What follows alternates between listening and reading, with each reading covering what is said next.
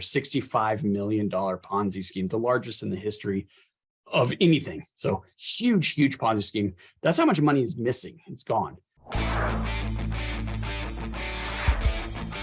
Hey, it's Kevin Amalsh, Pine Financial Group. We work together so you succeed. Hey, you found us here on YouTube. You found us here on Facebook.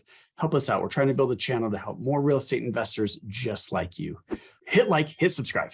I want to talk today about Ponzi's. So it's very interesting. I was on the ski lift in Copper Mountain with a friend, and we were talking about PFG Fund 5, which is our public mortgage fund, as well as different shows that we're into and what we're watching currently. And as I was talking about the fund, she says, there's a show you really ought to watch on Netflix, The Special Madoff. And of course, it's about Bernie Madoff and the largest Ponzi scheme in the history of Ponzi schemes. So understandably, she was a little bit nervous about investing in a fund. So Ponzi, for those of you that don't know or understand, it's named after Ponzi.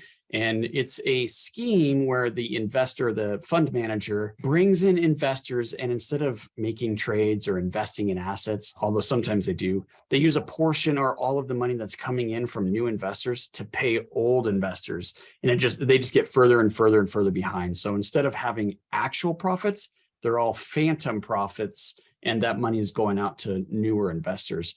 The problem with the Ponzi schemes is they always fall apart. 100% of the time, they're going to fall apart. It's just not sustainable. And when they do fall apart, almost everybody loses almost all of their money. So it's devastating for the investors, of course. And then the manager, the Ponzi scheme that's behind the Ponzi scheme, the fraudster, typically goes to jail and ruins their life and all this. So I don't understand why people would ever do that anyways. I know they're chasing wealth and they want the yachts and the big houses and all that, but all of that eventually ends and you end up with absolutely nothing. So in Bernie's example here, $65 million Ponzi scheme, the largest in the history of anything. So huge, huge Ponzi scheme. That's how much money is missing. It's gone. His was started back in the 1970s, and he was trading stocks. Okay, now stocks are not nearly as transparent as real estate. So he was literally making fake statements and fake trades that he was reporting to his investors. None of them were real. He just kept bringing in more and more investors because they saw the good performance in the fund. So they were investing in it, and he was using that to make the good performance in the fund. So he eventually fell in 2008 with the rest of the crash. He just couldn't keep it going any longer. And it absolutely devastated all of his investors and himself and his family. In fact, one of his investors trusted Bernie so much, he invested all of their money, and he couldn't live with himself, and he ended up committing suicide in the office. Ugh. Bernie had two sons, both involved in the Ponzi. One of them went to prison for 10 years, and the other one never made it to prison because he couldn't live with himself either, and he ended up hanging himself. Nobody wanted anything to do with Bernie after all this came into the light, except for his wife. Now, his wife lost everything too, of course. Repossessed houses, repossessed cars, repossessed everything. She went homeless. So Bernie himself got 150 years in prison. So he lost his family, he lost his friends, he lost his own life, all because of this gigantic Ponzi scheme that he was doing. So when my friend asked me, and I get the question all the time, well, how do I know, Kevin, that this is not a Ponzi scheme? If I invest, how do I know it's actually going into assets and that the returns you're giving us are real returns and not some phantom?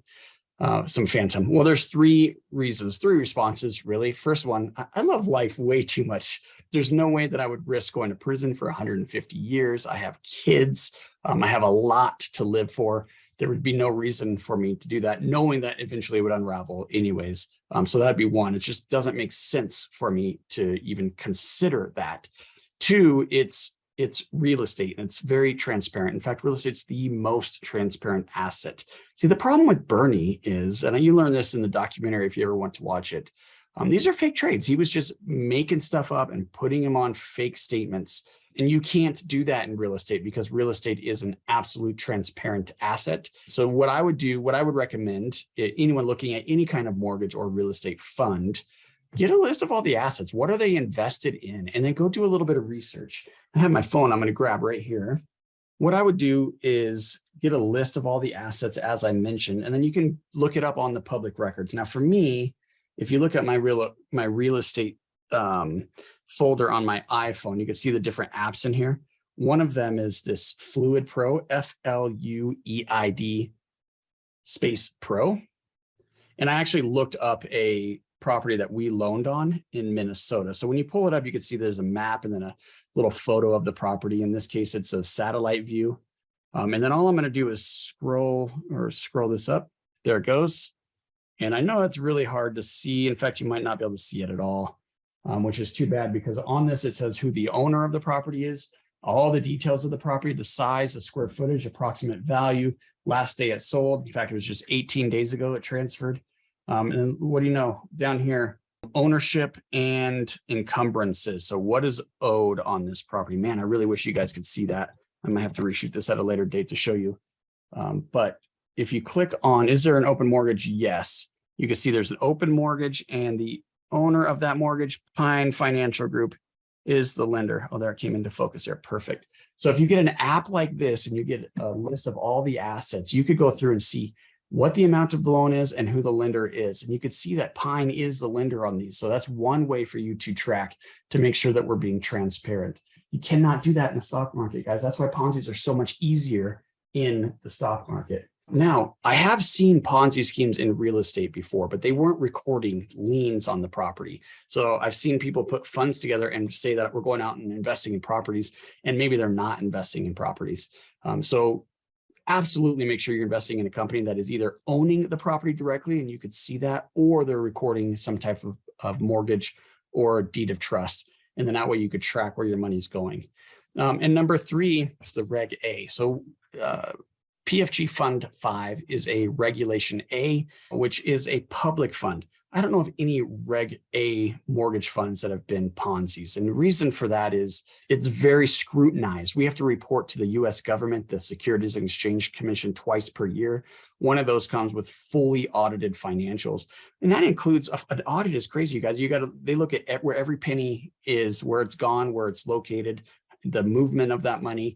And then they dig into our loan files too, making sure we're doing the correct underwriting as we're disclosing to our investors. So what they're making sure is that we are reporting to our investors accurate information. And that's very time consuming and invasive, let's say, to go through one of those. And we have to go through it every single year. So I think that's another good reason to get some comfort that PFG Fund 5 is not a Ponzi. So again, life's way too good, guys.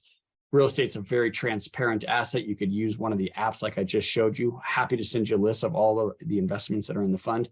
And it's a Reg A public fund, so it's highly scrutinized with the Securities Exchange Commission. If you have any questions about PFG Fund 5, you want to see a list of the assets, you want to see the reports, which are public record, and with all the financials and everything, let me know. Shoot me an email, give me a call. You can check us out at pinefinancialgroup.com. And at the very top is where you would go. Click on that and you can get the prospectus or get some more information on investing in the fund. Check it out at pinefinancialgroup.com.